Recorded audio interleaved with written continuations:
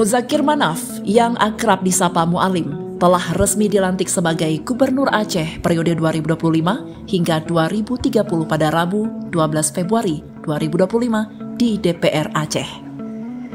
Pelantikan ini dipimpin oleh Menteri Dalam Negeri Tito Karnavian atas nama Presiden Republik Indonesia Prabowo Subianto.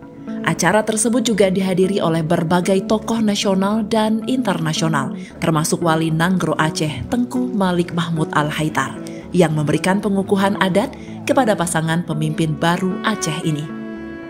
Dalam pidato perdananya, Mualim menegaskan komitmennya untuk membawa Aceh keluar dari stigma sebagai provinsi termiskin di Sumatera. Ia menekankan pentingnya kerjasama antara eksekutif, legislatif, dan masyarakat untuk membangun Aceh yang lebih sejahtera.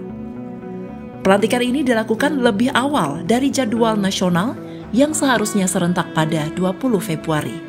Menteri Dalam Negeri Tito Karnavian menjelaskan bahwa hal ini sesuai dengan Undang-Undang Nomor 11 Tahun 2006 tentang Pemerintahan Aceh yang mengatur bahwa pelantikan gubernur dan wakil gubernur Aceh harus dilakukan di sidang paripurna DPR Aceh.